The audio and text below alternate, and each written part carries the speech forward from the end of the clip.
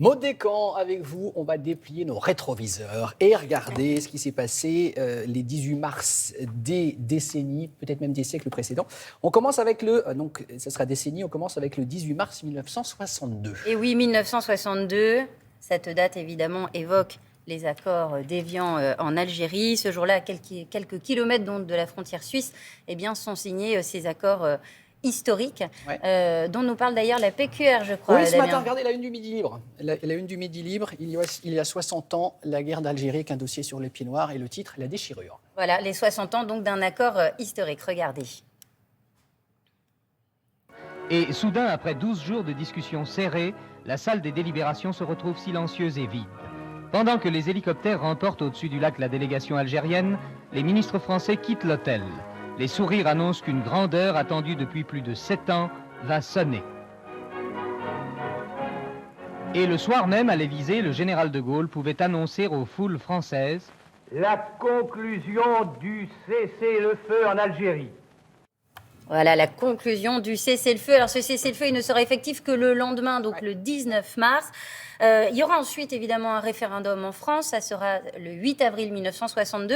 L'Algérie aussi votera bien évidemment son autodétermination, ça sera le 1er juillet. Et donc le 1er juillet 1962, Alger va se réveiller indépendante. Regardez.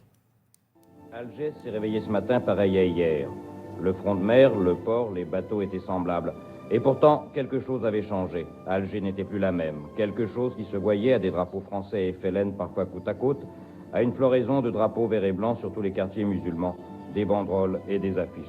Et puis dans les rues, si les soldats français étaient toujours là, surveillant certains points, il y avait aussi des hommes de l'ALN, mitraillettes au poing et souvent en tenue de parachutistes.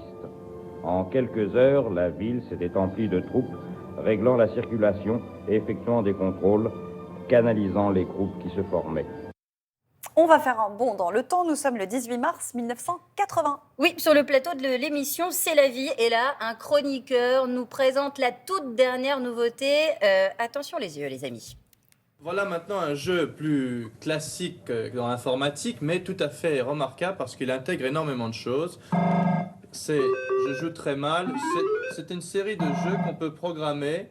Vous voyez, là c'est un clown qui doit sauter et que je dois cueillir avec mon tremplin. Je n'y arrive pas. Alors, si j'y arrive pas, je change de jeu. Je retire le cirque et je mets la course de chevaux. Alors sur la course de chevaux, j'espère gagner un peu plus. La course de chevaux. Bon, on est d'accord qu'on est tous bien trop jeunes pour avoir connu ces jeux-là. Pour les gamins devant la télé, c'est Jurassic Park là aujourd'hui, en voyant ça. Alors ils disent 1000 francs le jeu, juste pour information, 1000 francs ça fait quand même 443 € aujourd'hui, c'est quand même pas donné. Hein. Ah ouais. Oui. Et on termine notre saut dans le temps avec le 18 mars 2005, au JT de France 2, ce reportage qui est une solution peut-être au prix du carburant qui flambe. Regardez.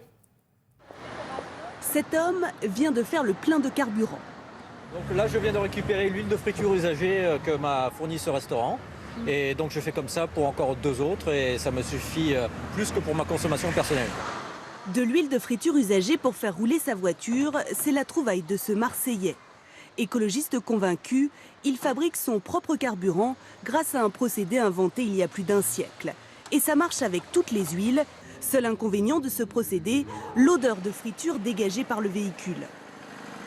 C'est un inconvénient, enfin, si on pense que le gasoil sent bon.